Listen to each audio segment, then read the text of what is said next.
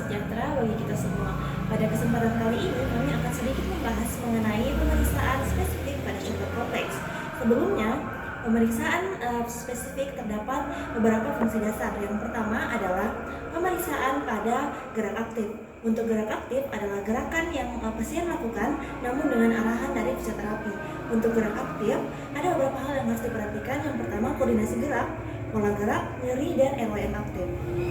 Selanjutnya, gerakan pasif ini yang dilakukan oleh fisioterapi, dan yang harus diperhatikan adalah enfil, nyeri, dan stabilitas sendi. Selanjutnya, TMT adalah gerakan isometrik yang melawan tahanan, dan yang harus diperhatikan adalah nyeri pada muskulotendinogen dan kualitas saraf dan kekuatan otot.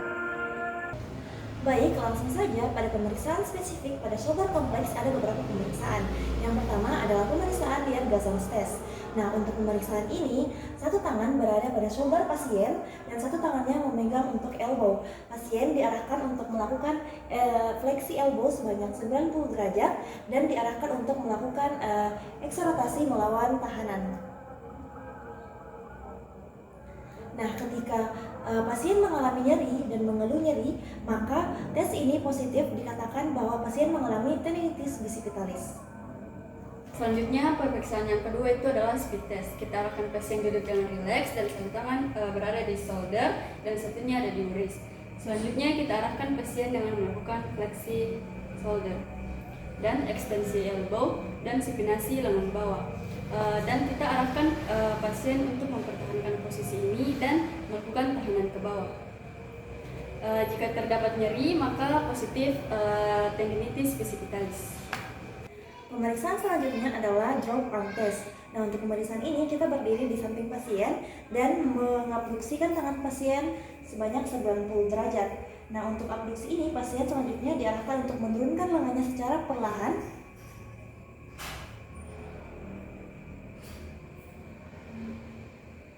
Nah, ketika terjadi nyeri, maka tes ini positif, pasien mengalami cedera pada otot-otot rotator cuffnya.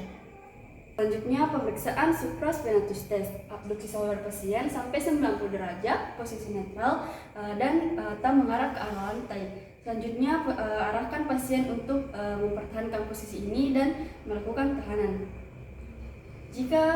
Jika terdapat nyeri, maka positif cedera otot dan tendon supraspinatus. Tes selanjutnya adalah tes apprehension test.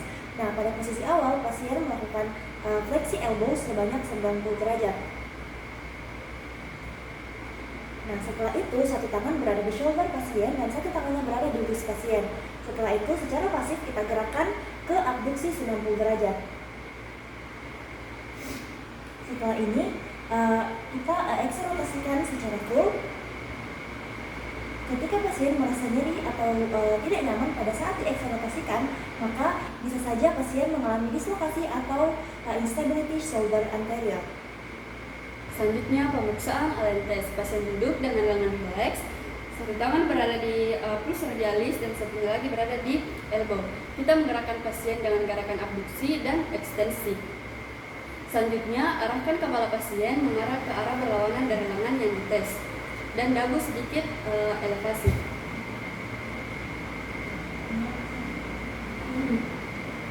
Selanjutnya, positif tes mengidentifikasikan trachea outlet syndrome kompresi oleh scaleni posterior pada sisi yang dites. Tes selanjutnya adalah Addison test atau manuver test.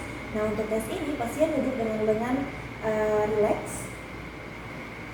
Satu tangan berada pada untuk mempalpasi plus radialis. Dan selanjutnya tangan yang lain berada di elbow. Lalu pasien digerakkan secara pasif ke abduksi dan ekstensi. Lalu pasien mengarah ke lengan yang dites dan bernapas dalam dan tahan.